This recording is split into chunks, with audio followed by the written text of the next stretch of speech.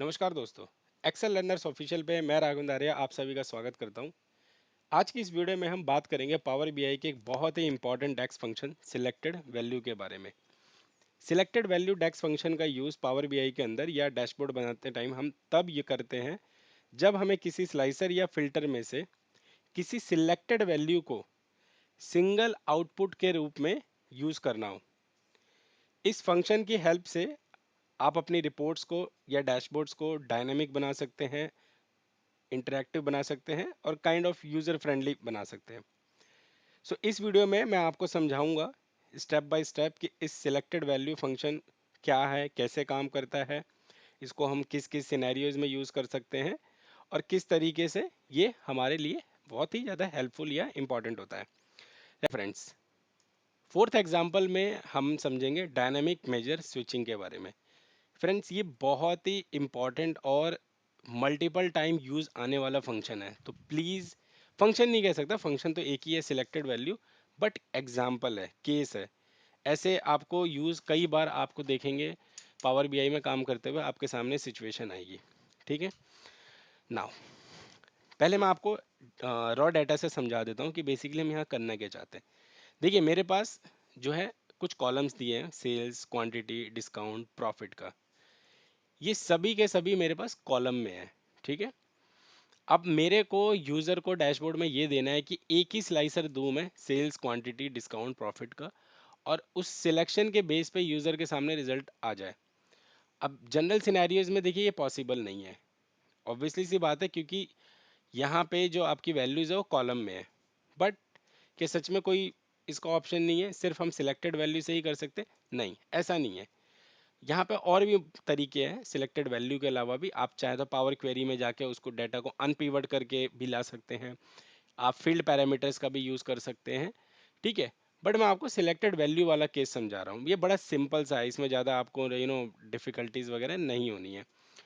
ठीक है, अब मेरे पास यहाँ पे 3 कॉलम है, सेल्स, क्वांटिटी, 4 कॉलम है। अब मैं इनके लिए मेरे पास यहाँ पे बेसिकली अगर आप देखेंगे तो कोई कॉलम ही नहीं है जहाँ पे ये नाम से फील्ड हो।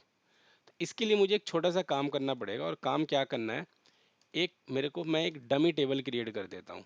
ठीक है, डमी क्रिएट कह लीजिए या फिर हेल्पिंग टेबल। इसके लिए हम जाएंगे यहाँ पे होम में, यहाँ पे दिख रहा है आपको एंटर डाटा, यहाँ से मैं मैनुअली ले आता हूँ इसको, कॉलम नेम फील्ड, और नाम दे देता हूँ यहाँ पे सेल्स, प्रॉफिट, क्वांटिटी और डिस्काउंट। ठीक है, और इसको मैं दे देता हूँ, मान के चलिए केपीआई व्यूज़। ठीक है, केपीआई इसलिए दे रहा हूँ, बेसिकली की परफॉर्मेंस इंडिकेटर, सेल्स, प्रॉफिट, ये सब हमारे की केपीआईज होते हैं। और यहाँ से कर लीजिए लोड। तो अब आप देखेंगे आपके पास एक टेबल क्रिएट होके आ जाएगी उन्हीं नाम से जो मैंने अभी यहाँ पे नाम दिया है। ठीक है, ये रही मेरी टेबल केपीआई यूज वाली। तो मैं एक स्लाइसर ले लेता हूँ यहाँ पे, और स्लाइसर में फील्ड को इंसर्ट कर देता हूँ। ठीक है, ये मेरे पास 4 वैल्यू आ गई, डिस्काउंट, प्रॉफिट, क्वांटिटी, सेल। अब मुझे एक मेजर ऐसा क्रिएट करना है जो इस टेबल में से जाके इन सिलेक्शन के बेस पे, इस फील्ड में जो भी सिलेक्शन होगा, डिस्काउंट हो, प्रॉफिट हो, क्वांटिटी हो, सेल, उसके बेस पे मुझे रिजल्ट ला के दे। तो चलिए मेजर पे चलते हैं और मेजर क्रिएट करते हैं। Example 4, dynamic measure. यहाँ पे भी देखिए, अब हम क्या करेंगे, आप बताइए यहाँ पे क्या हो सकता है, कहेंगे हम कैसे बताएंगे, आप कमेंट करके जरूर बता सकते हैं, बट मैं आपको बताता हूँ यहाँ पे अब हम फिर से स्विच फंक्शन का यूज करेंगे। स्विच, ये मेरे से पूछ रहा है expression.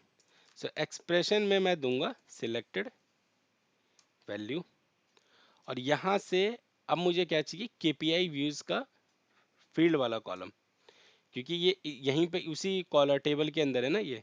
Okay, bracket close, comma, shift enter. अब मैं यहाँ पे टाइप करता हूँ डबल कोट्स के अंदर सेल्स, डबल कोट से close, comma, sum of what, cells. कि अगर सेल सेलेक्ट हो तो मेरे पास सेल्स की वैल्यू आ जाए, bracket close, comma, shift enter. Double quotes के अंदर प्रॉफिट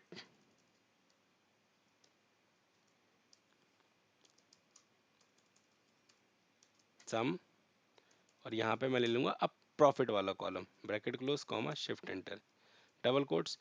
अब हम टाइप करते हैं क्वांटिटी, डबल कोट से क्लोज कॉमा सम, और यहाँ पे अब मैं क्या ले लूंगा, क्वांटिटी वाला column, shift enter, double quotes, और ये हमारा है discount comma sum discount, bracket close, shift enter, bracket close और एंटर। ठीक है, अब हम वैल्यू को ले आते हैं, ये रहा एग्जाम्पल फॉर डायनेमिक। अभी देखिए ब्लैंक आ रहा है, ठीक है, क्योंकि कुछ भी नहीं है, बट इसको भी हम हटा सकते हैं। अगर मैं यहाँ पे एक लास्ट में फंक्शन और ऐड कर दूं कि ब्लैंक है, तो मुझे ये वैल्यू चाहिए, वेरी सिमिलर जैसे हमने एग्जांपल में किया उसमें ऑल प्रोडक्ट वाले में, ठीक है, सेकंड एग्जांपल में हमने ऐसा ही किया था ना, ठीक है, जहाँ पे हमने टाइटल बनाया था, तो वैसा ही है। अभी मैं थोड़ी डिटेल में नहीं जा रहा हूँ, ऑनेस्टली ये वीडियो थोड़ी लंबी होगी, मैं सच में बहुत डिटेल में एक्सप्लेन करने लग गया। एनीवेज, देखिए अब मैं डिस्काउंट सिलेक्ट करता हूँ तो मेरे पे डिस्काउंट का नंबर आ गया 7.33 के, प्रॉफिट करता हूँ मेरे पे प्रॉफिट आ गया, क्वांटिटी करता हूँ क्वांटिटी आ गया, सेल्स किया मेरे पे सेल्स आ गया।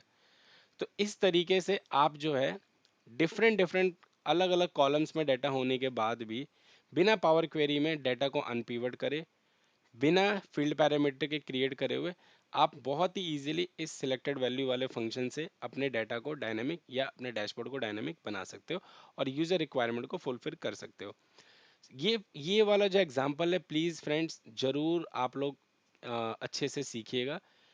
चाहे आप किसी कंपनी में काम करें, चाहे आप फ्रीलांसिंग वर्क करें, ये फंक्शन का आपका यूज़ आना ही आना है। ठीक है, नाउ अब हम आगे बढ़ते हैं अपने लास्ट और पांचवे एग्जांपल की तरफ।